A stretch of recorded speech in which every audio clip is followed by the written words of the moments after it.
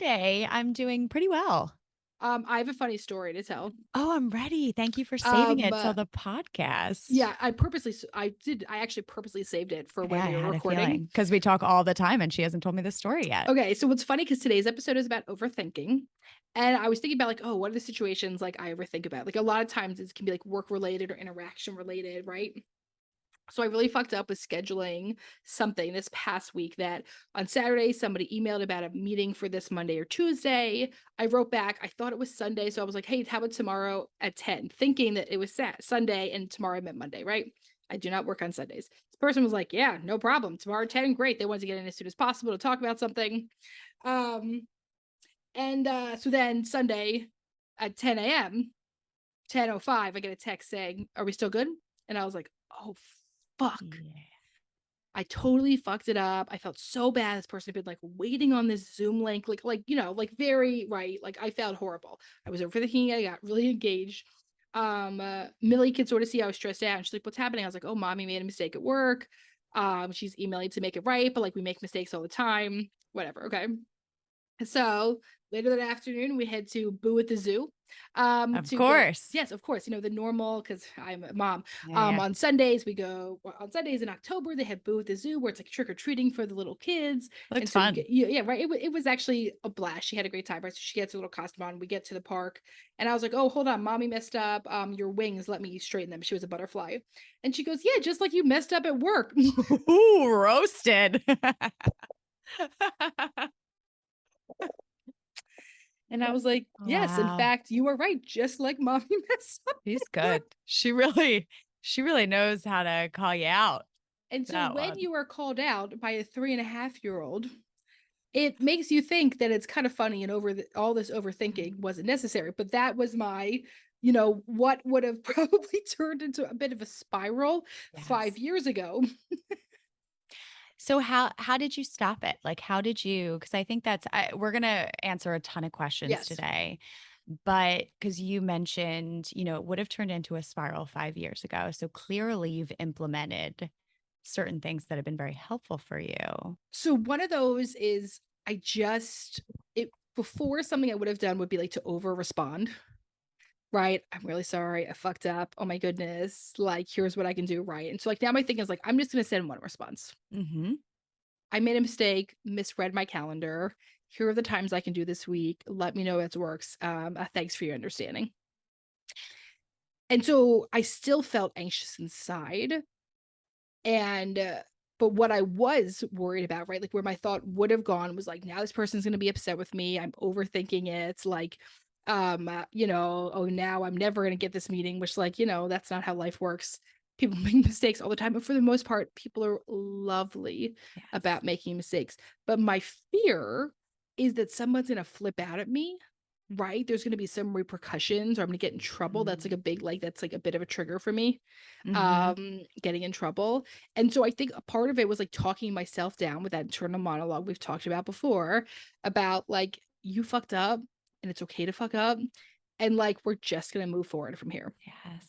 So it sounds like you first had to acknowledge, where that fear is coming from, right? Yep. That the fear is coming from, I have this worry about I'm going to get in trouble or someone's going to be mad at me.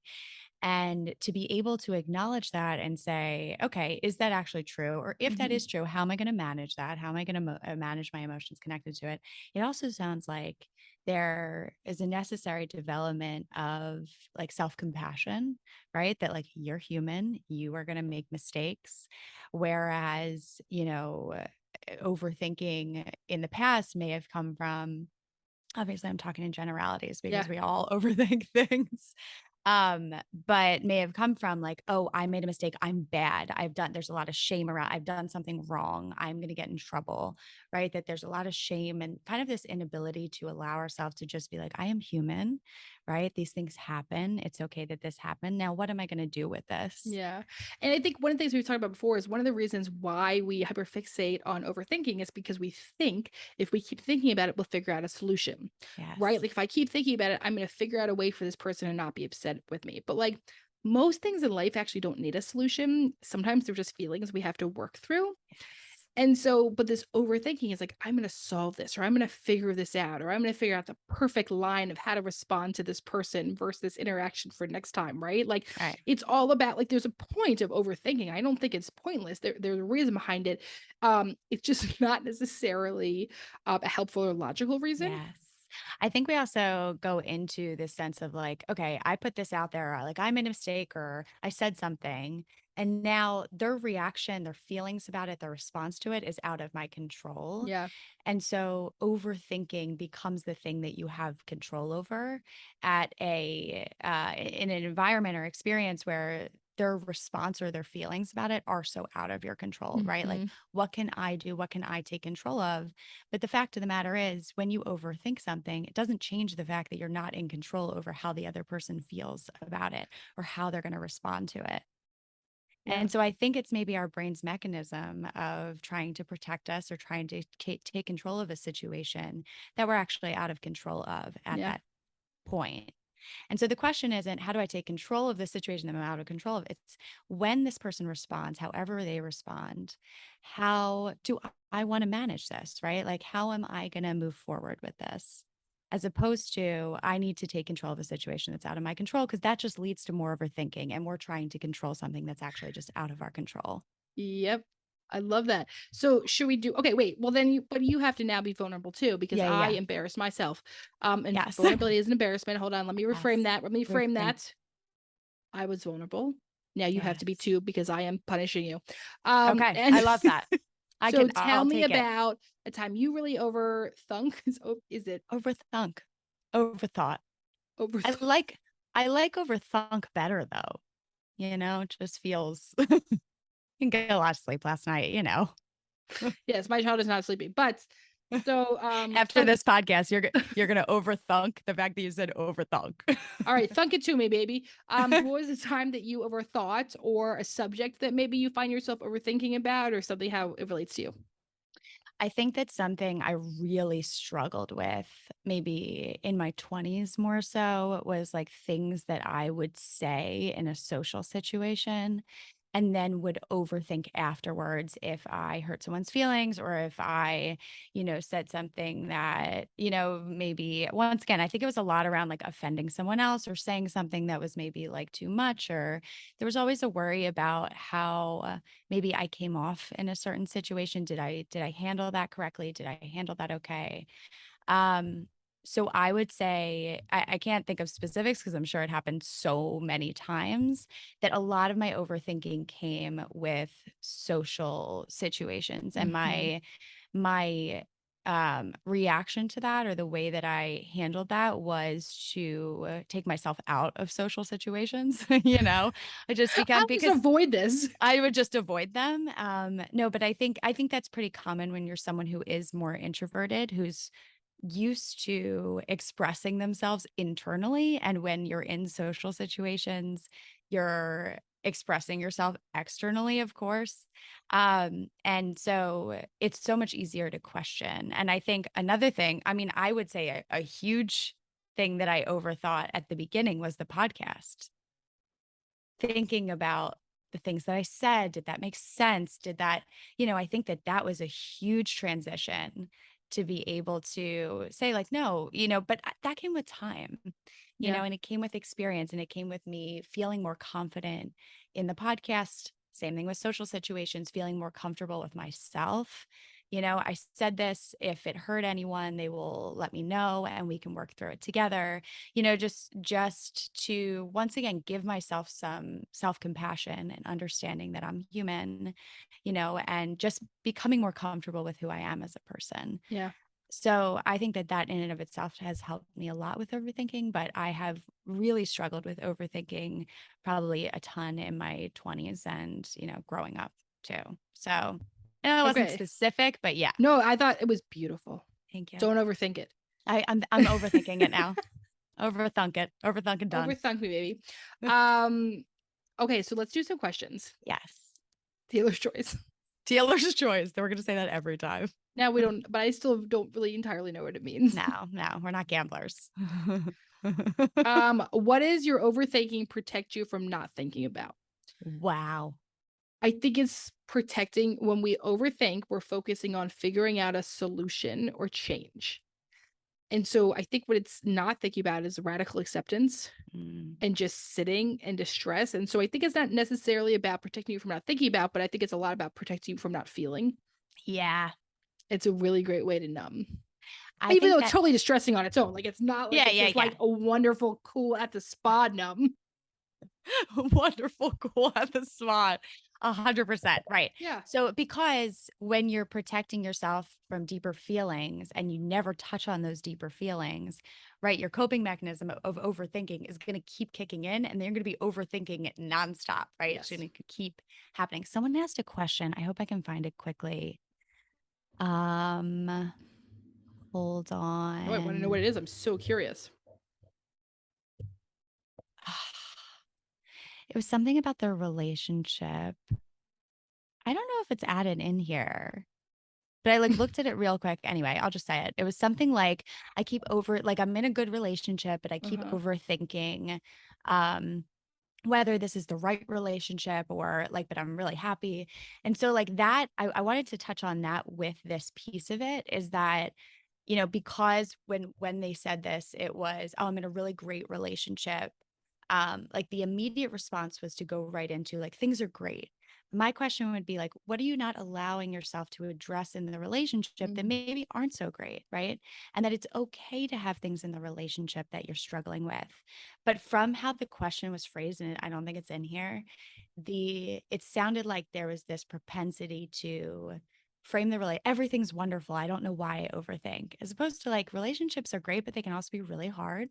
And that They can doesn't also mean be they're not wonderful. It can be two things at once. exactly. Wonderful and the Yes. world's most difficult thing ever. We just talked about this on Yes. the phone earlier. We did that. We did. Talked about how hard they are. And so that's a piece of it too. If you find yourself saying, "Oh, everything's fine. I don't know why I overthink." What if you allowed yourself to take a moment to say, "Okay, well, what are some of the things that maybe I am struggling with? Is it okay for me to say I'm struggling with this in my relationship, in my job, in my friendships, in my, look at the relationships in your life where you find yourself moving more towards thinking rather than feeling. And I want you to say, is there something that I'm not allowing myself to feel in this relationship or not allowing myself to look at in this relationship? Because the overthinking, as we're saying in this, might be a coping mechanism, Mm, right? And maybe that coping mechanism isn't working as well as you think it might be working for you. okay. So listen to this one. I'm I ready. overthink to the point where I feel like I know exactly how the argument or convo will go and end up not speaking up at all because I scare myself. I'm terrified of shame and rejection. There's really nothing to say back to that. I thought it was very insightful. Yeah, yeah, very insight. Like, Wasn't right. necessarily a question, but like, The emotional yes, intelligence there. there's a ton of emotional intelligence, right? So, what would it be like to even say to okay, so if you're just listening to the podcast and you're not watching this on YouTube, the lights just completely blacked out where Jen is. She's sitting in the dark. I'm literally in the dark. I have to get up and move around. This is going to be a problem, but let's just keep on going with it.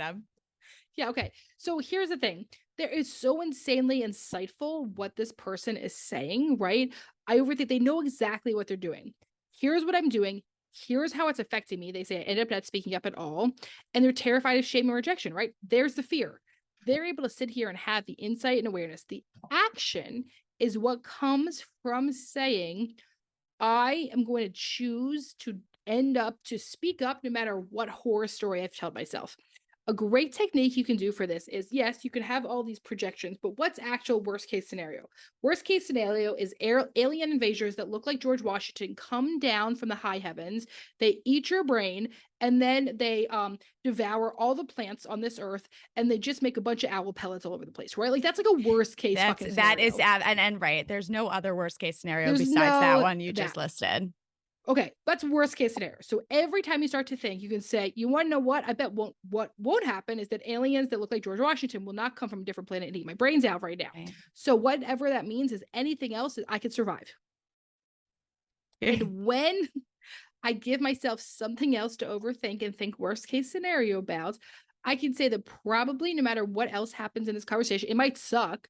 I might end up hurt. I might feel shame. I might feel rejection. I might feel any of these things. These things actually will not kill you And once I learn to tolerate and sit through them and feel through these emotions, right, that I can actually have real deep conversations. That's what happens when I step away for a second. I put my headphones back on. You were talking about aliens who look like George Washington coming out with something about owl pellets. I totally missed it. But Okay, but also, Jen, like people might have to watch this episode on YouTube because you're also sitting in one of our very few unfinished offices in the new location, and it looks like you're blocking the one piece of art that is up, and it looks like you're just sitting in a white room with horrifying lighting, like listen, possibly you were 302 last week. yeah, we're still working on it. We're still working It's on it, but coming it's funny together. that that's the Mhm. one office you're in. I know. I know. Well, I had to move office. I might have to move again, and we're just Yeah, gonna we're just and gonna keep maybe playing I'll this give game a tour of the office via as YouTube. yeah, via YouTube as Great. the lights turn off. So another thing, and I'm sorry if I'm repeating anything you said, it's a little different than the aliens. But oh, the thing I was gonna say is that sometimes I know once again I'm speaking from my like introverted self, Yeah. is that like sometimes when you're so used to holding things in that it takes practice, right? That like Mhm. you can look at this too as a level of practice. I need to practice speaking up because I'm going to butcher this. You know that saying that if you avoid conflict, something about if you avoid conflict, you start a war within yourself, Yes. right? That like Avoiding conflict with others just starts a war a within war yourself. within yourself, right? So You were halfway as there. I was so close. So that's kind of what I want you to think about too, is that you holding it in doesn't change your feelings about it. It really just creates a war within you. Then you end up struggling. And so that can be a little bit of motivation. Sometimes we don't have a reason to change things unless they feel really bad for us. And so the overthinking can be such a signal to you that you are having that war within yourself because you're so badly wanting to speak up about it. Okay, wait, this leads into such a good question we have to start Ready? with. What does it mean to acknowledge your thoughts or feelings in order to let them pass? So, like, how do you feel your feels? How do you feel those How feels? do you feel the feels, right? What's your thoughts? So I would say acknowledging the feeling is really sitting and allowing yourself to say the things sometimes out loud, right? Even if you're by yourself, to say the things that you're not allowing yourself to say, right? We all have those feelings that we're like, ooh, that comes up and you're like, I'm going to push that down because if I acknowledge that, what do I do with it? Right. Sometimes there's a fear of, if I acknowledge a feeling, I have to do something with it. I have Mhm. to make a change. I have to make sure I'm not feeling this.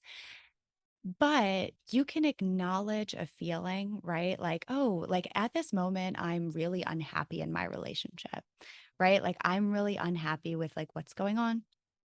There's a sense of I have to do something with that immediately in order to get out of this feeling. So sometimes we decide, I'm not going to allow myself to feel this. I'm just going to push this down and maybe it'll go away. Mhm. The tough thing is that the feeling doesn't go away. Yeah. I would love if that was the answer. That would be so easy for all of us. So I think sometimes acknowledging it can be acknowledging it, first of all, internally, then acknowledging it externally, whether it's to yourself, whether it's to your therapist. And then saying, what do I want to do with this? I think that sometimes we can feel a lot of shame around other emotions that keeps us from saying, it's okay for me to feel this way. Mhm. And Mhm. I think that's a part of it too, right? Your ability to say, it is okay that I'm feeling this way. Yeah. Doesn't mean I have to take action immediately. It is okay. I am human. It's okay for me to feel this way. It happens. So I think just the maybe holding space for yourself around certain emotions that you haven't allowed yourself to feel. Mhm. What do you think? I know I went into like a No, I whole really, really like that. I think people when we talk they're asking me like acknowledging your thoughts or feelings, right? In order to let them pass. Basically what we're saying is like, don't know. You don't have to shove this shit aside. You don't have to numb it. Acknowledge it means I'm not saying that in the middle of the biggest meeting of your life that you should think about your childhood trauma. You know what? Compartmentalization is not the worst thing in the world. Containment's not the worst thing in the world. But to say to yourself, oh shit, I'm feeling a lot of shame during this meeting. I'm having some stuff coming up. I'm going to try to redirect and to be present to let them pass. And then I'm going to talk about it and process through in therapy, through journaling that night, through talking out loud to myself, through inner monologue, right? Like that's what we mean about like, how do you sit here and say, like, oh shit, I identify something, I feel this way, I felt this way before, and I really don't like it. And I'm going to figure out a way to process this through that works for me. There's no right way to do it, and go on from there. That was beautiful. But a lot of what we're talking about, right? That like this is like continuing to come up. That sometimes overthinking is a way to stay away from like the deeper emotions, right? That there's a lot of like, how do I feel this? How do I, because Yeah. we go into thinking about things. Sometimes it feels easier. It feels like we have more control Yeah. rather than allowing ourselves to feel the really uncomfortable, vulnerable feelings that we don't want to feel. Yeah. Wait, because the next question somebody asked, which is these are Nikki, you did a great job organizing today because the Yes. way this is going is flowing with convo very well. So as always, a big shout out to Nikki, which Nikki got recognized in a restaurant this weekend, Jen, didn't you say? Yes. So yeah. We got And recognized. but Nikki First of all, will I never saw, recover. You're used to it no. now. Yeah, I've gotten way more used to it. Me and Nikki randomly saw each other at a restaurant. It was the greatest experience of, when you see someone and you just don't expect to see them, and there's Yeah, just this it's like so lovely. pure joy that comes out of you. I was thrilled. And then two lovely girls came up to me, introduced themselves. And I was like, Nikki's here. And they were like, we know Nikki. And Nikki, she was like bright red. She's like, don't know me, don't see Yeah, me, I don't don't, exist. it was amazing. Talk about overthinking. Nikki, did you overthink that one? Okay. So somebody said how to stop worrying about situations that haven't happened yet and may not happen. Once again, we cannot make you stop feeling something. But there's a difference between worrying about something and then ruminating about something, right? We can't ever help you to stop worrying about situations that haven't happened yet. The future's scary. It is the It's the unknown. unknown. Shit, We man. You're get always it. gonna worry. I worry about like we have a like what's gonna happen on Friday or what this gonna look like, right? Like that's normal human behavior. What we like teeter on like normal, whatever, let it pass versus like, like I'm ruminating on this and I don't let it go is like am I able to not be present about it? Is overthinking my thoughts? Am I then lashing out or pulling in and shutting down in my relationships that are happening currently? Right? Like, what's the outcome here? Because like we can't ever help you stop worrying. Right. There's going to be at least one question an episode about how to stop feeling something. 100%. And I think, you know what I like to think when I have this, like at the beginning of my week, right? Like, especially the times in which I worry, I think the most like into the future is when we have like a lot of podcast episodes. Like I'm like So, overthinking and so I mean, like every week for the next 6 weeks, basically, is what our life exactly, looks like. Yeah. exactly. And so, but the thing I always say to myself when I have that, or if I have a long day, right? I'm just like, oh, you know how you wake up and you're like, oh my God, I have so much today. You start worrying, you overthink it. Yeah. The thing that I always say to myself is I have had so many days where I have felt like that and I get through them. You know, Mm, you always get through those experiences. And so to remind yourself of the times in which you have felt this way before and you've been able to work through it and it's always been okay, right? You've yeah. always gotten through it. Even if it wasn't okay, even if you had a complete meltdown at the end of the day, you got through that too. So I think that we talked about this earlier is that saying what's the worst case scenario, right? Okay, the worst case scenario is that I'm exhausted at the end of the day or I have to, like I have to cancel this one thing because I'm so over. You always get through it at the end of the day. It Hmm. doesn't kill you. And so that is something to remember. I think we go right into, well, what if this happens and what if this happens? And then we just stay on the kind of the top level of the anxiety as opposed to saying, okay, well, what if this happens? How will you handle that when it happens? How will you get through that? And you always do. You always have. My guess is this isn't the first time you're overthinking. And so think about all the times in the past you have been overthinking and all of the times that you have gotten through those times. Because aliens that look like George Washington have never come down, eaten your brains, and then coughed them up like owl Exactly. pellets. Yeah, exactly. And Yeah, if they that didn't happen. did, We want to talk to you. We want to interview for this actual show. if they did come on the podcast, Please. we have some questions. I am interested. Because somebody said, so I struggle so much with what ifs and playing out scenarios. How can I stay present? Right. So here's what I say. So Jen, you and I are a little different. We actually talked about this last week, which like I was like kind of bugging out about like all the stuff we had in our calendar last week. And you're like, I can't deal with it until the day of. Yeah. I'm a little bit different. So that technique works for you. Mine's a little bit different. I do need to give myself contained space to overthink a little bit, Hmm. where like I say to myself like, okay, like I'm going to sort of like think through myself and talk through Wednesday. We had to go to New York last Yeah. Wednesday. Think through and talk through Wednesday, and then but I'm only going to give myself 10 minutes to do it, and I'm going to write it down and like process it out, and then like that's it, it gets cut off. Yeah. Right. So like, so one, it can't be uncontained. It can't be like totally unbridled. There's And boundaries it around has to be it. boundaries around. I personally have to write it out to help process through it a little bit, Yeah. because I know for me in my brain, not the cleanest place to Yeah. be. Also, I was going to say, I have more of a luxury of not looking at my schedule where like you have a child, like your schedule is more dictated by, Yeah. no, and I can say like, oh, I'm not going to look at the schedule because like, it doesn't have the same effect. I'm sure if Yeah. I had things like around my schedule that were like really that I think there are certain situations that lend themselves to you saying, this is what works for me. This is what doesn't work for me. Hmm. And so I get that. I think that makes a lot of sense. Also, my husband's very much like you. Of course, you guys are, So one part, we Bill and yeah, I are twins. you're twins. You're both Yeah. Libras, like same, Yes, same. yeah. So, like, Uh, so they had said, like, "How can I stay present?" So, yeah, for Jen, it's like saying to yourself and doing inner monologue of like, "I'm gonna do something different." For M, it is, "I'm gonna actually write this out. I'm gonna give myself."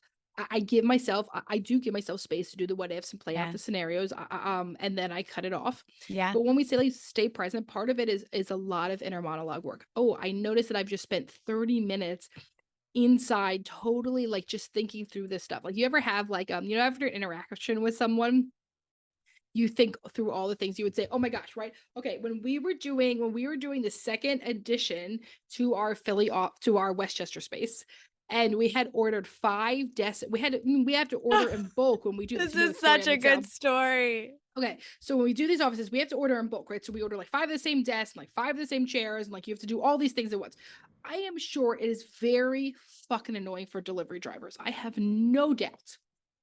But neither of us own a truck. We can't go buy it in person. It is what it is. I don't know. Okay, so we buy all this stuff. The delivery driver, I think it's like a FedEx guy, comes in, gives us one look, and he goes, "Really? You ordered all this at Christmas time?" I thought through that interaction of Me what if too. I was not so caught off guard, and I believe we both meekly said, "I'm so sorry." Yes, 100%. And we went through all of the things that we wanted to say after. And then afterwards, I was like, "You wanna know what I would have said to him was, hey man, you seem really angry. How's it going? Would Yeah, you like a business card? such a Like, good would you like to one. join our men's group?" Like, I thought through like all the different shit I would say Yeah, afterward, right? I don't think that's not as a problematic thing. I wanted to know, you know what I mean? Like, because next time I would like to say something back when someone is like super rude to me, right? Like, yeah, I don't want to just like grin and take it because that's what I've done for a very long time. So I believe there can be space for what ifs and scenarios. And the staying present is that like I don't spend an hour in my brain doing that and then also be rejecting my like life. I'm also not scrolling on Instagram or doing something mindlessly while I do it. I'm going to do it. It's going to be active. I'm going to put a timer on for 10 minutes. I'm going to write it out during it. And then I'm going to release that shit. yeah. I like that. I like the idea of containment around it Yeah. that you do over because I think I do a similar thing in my mind where I allow myself to overthink it. I also very much when I start to get in that mode, I feel it very much in my chest, like, and it's very uncomfortable for me. I know the anxiety that it's creating. And because that's so uncomfortable, I have to create containment around it. I could spend all day overthinking it, but it would really take away from anything else and my ability to be present. So I really love that. And just saying, I let myself overthink and then say, okay, what's this doing for me? What is overthinking doing for me? Right. Mm. Am I going to be able to actually like find the FedEx guy and have this conversation with him? Like, is he going to come back? Like, probably not. And No, so, I so think he quit that job. I kind of take, He's like, this yeah, isn't for me. he's like, I'm good. I hope he did. I hope Me he's too. He doing didn't seem good. happy in it. I do hope he's doing much better. Yeah. Um, but I kind of think about what's the function of this. This is what I was going to say too, is that Anxiety can be very functional. You can use it. You can look at your week and say, oh my God, I have a really overwhelming week. This is causing me anxiety. How do I structure this? How do I write things down so I don't forget? Right. That's a time in which your anxiety is functional for you. I think being able to say, is this overthinking? Is it serving me in some way? Is it Mhm. functional for me?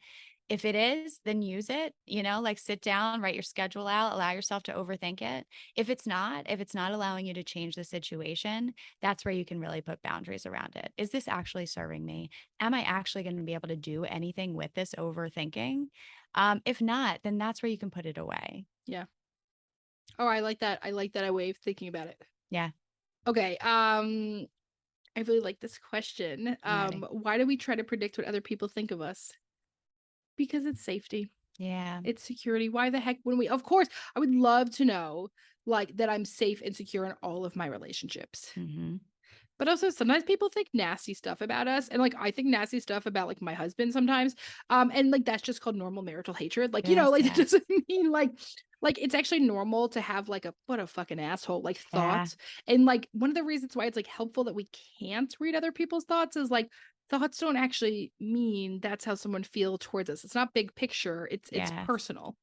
And it's not right. I love the idea of like it's about security and safety in the relationship.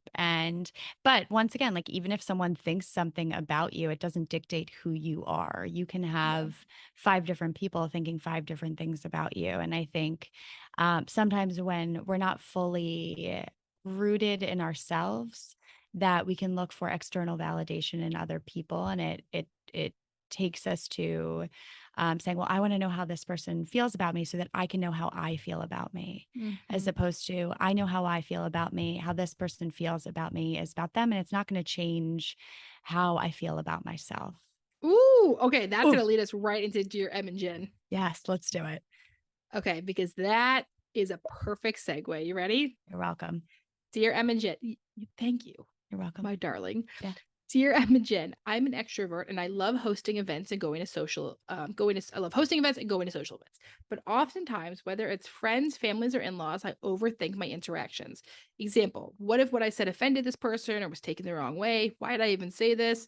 It's a pattern I've been experiencing lately. Please shed some light on this. Thanks. Hmm. So, one, I you learned somewhere to hyper focus on other people. You also learned somewhere that if you make a mistake, it's gonna hurt someone or do something bad. And I also wonder if you learned somewhere to walk on eggshells and to read between the lines. Whoa. Because that's learned behavior. Yes. Maybe like, I grew up in a house where we were like so nice and kind to each other. We didn't always tell each other the truth, and it came out passive aggressive later on. Yes. And so now I try like I overthink and like predict this, right? Like the thing is like there's a probably a solid chance like we say something offensive or like was something was taken the wrong way, like probably like at least once a social interaction. Yeah. At least for me, when you're especially when you're extrovert and you're a big talker, that's me. Like, probably not for Jen, like, you're more closed lip, but like me, I definitely fuck something up at least once a day. And so it also means people in my life might have to say, that hurt me. I didn't Yeah. like that. If I notice something on them, I notice their body language changes or I did something, I can say, like, oh, I think that I just said something that was totally off base. I'm really sorry. Can we just talk through what happened? Right. So like me, I try to be aware of how other people are around me. Hmm. But it's also people's responsibility to come to us and say, like, hey, like you heard me. Like it isn't our job to read people's minds and to make assumptions. That's gonna get dangerous. I love what you said. And I like to, when I think about that too, it brings me the idea of we develop these coping mechanisms growing up that once were very helpful for us, right? Like that it might have been really helpful for you growing up to constantly be reading other people's reactions, right? If it did come out later passive aggressively, that it was your responsibility to make sure you could read the room very attunely so that you could protect yourself. Mhm. And that you maybe have taken that coping mechanism and brought it into adulthood, the coping Yeah. mechanism that was once really working for you and is no longer working in the same way. So that's maybe a question. Also, this person said, um, um, um, it's a pattern I've been experiencing lately. So Not my before. yeah, my question would be, why is it, because it maybe it was something that's always been there, but why is it ramped up now? What's going on in your relationships now? Right? Are you in a new relationship? Are you, like maybe it isn't about your relationships, maybe it's where you are in life, maybe it's what's going on. So I would also say, like, what changed around the time where it ramped up a little bit? What's been different for you? And that might be something to dig a little bit deeper into. Obviously, I Mhm. don't have the answer, but I'm just wondering what changed. If you ever experience something in your life changing at a period of time, that's something to ask yourself, like, what Mhm. changed at that time that maybe caused this? It can help give you a little bit more information about what's going on under the surface. Mm. And that's it for today's episode. That's it. Thanks for Thank you. sticking with Thanks us. for sticking with us. We hope you don't overthink this interaction or Right. anything we said today. But if you do, we invite you to figure out how to contain it, to process through yourself, and then keep on living. Hey, if you enjoyed today's episode, we always ask you to send it to someone else, to rate, review, subscribe, follow on Apple Podcasts. If you are looking to work with an amazing clinician, we got the best at the therapy group. You can check out thetherapygroup.com. If you're in Massachusetts, New York, New Jersey, Delaware, Pennsylvania, Florida, or California, we would love to set you up with an amazing clinician to help you know yourself and grow yourself. As always, we love you. We thank you for listening. And don't forget, Jen, that to grow yourself, you got to know yourself. We'll see you next week.